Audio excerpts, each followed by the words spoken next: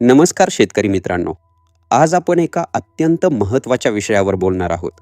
Soybean पडलं की घर डळमळतं आणि कापूस बुडाला की संपूर्ण हंगाम वाया जातो. हे चित्र आज आपण सर्वत्र पाहतोय. मराठवाड्यात आजही 75% अधिक शेतकरी एकाच पिकावर अवलंबून आहेत.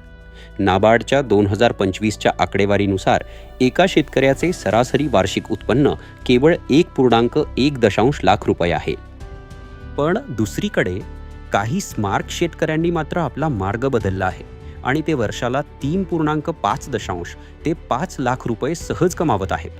हे कसं शक्य आहे? 2026चा स्मार्ट शेतकरी हा केवळ पीक पिकवणारा शेतकरी नसून तो आपल्या उत्पन्नाचे अनेक मार्ग तयार करणारा एक उद्योजक आहे. आज आपण हाच बिझनेस मॉडेल पाहणार आहोत. आपला विषय आहे सोयाबीन कापूस नव्हे तर बहुविध उत्पन्न. एका पिकावर अवलंबून राहणे म्हणजे स्वतःच्या पायावर धोंडा पाडून घेणे आहे.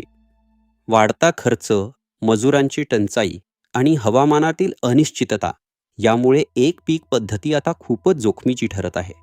जर ते पीक गेलं तर वर्षभर खिशात पैसे राहत नाहीत. चला तर मग पाहूया एका एकराचा आदर्श शेती आराखडा.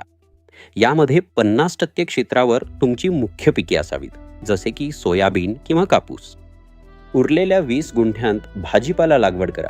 हे तुमचे रोख उत्पन्न आहे. दरमहा 8 ते 12 हजार रुपये तुम्हाला यातून नक्कीच मिळतील. शेतीला जोडधंदा म्हणून किमान 1 ते 2 दुधाळ जनावरे पाळा. गाय किंवा म्हैस हे तुमच्या घरासाठी दररोजचा खर्च भागवतील. जर तुमची जनावरे दररोज 15 ते 25 लिटर दूध देत असतील तर महिन्याला 20,000 रुपयांहून अधिक उत्पन्न तुमच्या खात्यात जमा होईल.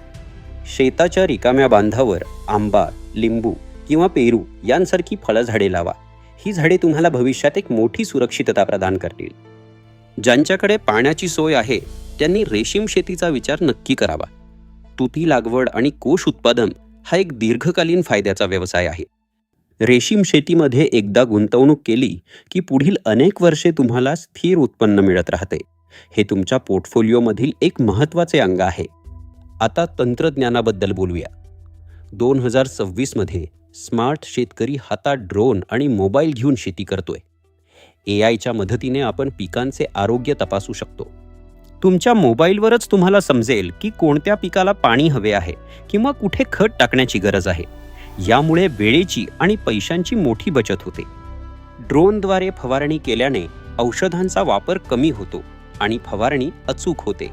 हे केवळ तंत्रज्ञान नसून अधिक नफा मिळवण्याचे साधन आहे.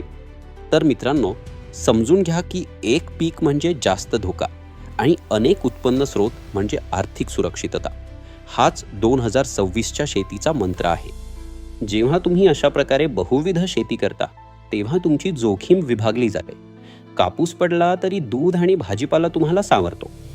तुमच्या कुटुंबाच्या उज्ज्वल भविष्यासाठी आणि शेतीला फायदेशीर बनवण्यासाठी हा बदल स्वीकारणे काळाची गरज आहे. आता तुमची पाळी आहे. तुमच्या शेतात सध्या उत्पन्नाचे किती स्रोत आहेत? आम्हाला कमेंटमध्ये नक्की सांगा. शेतीविषयक अशाच माहितीपूर्ण व्हिडिओसाठी फ्युचर फार्मर मराठी चॅनलला सबस्क्राईब करा आणि ही माहिती आपल्या शेतकरी बांधवांना शेअर करा. लक्षात ठेवा, तुम्ही बदलला तरच शेती बदलेल. समृद्ध व्हा, स्मार्ट व्हा. धन्यवाद. जय जवान, जय किसान.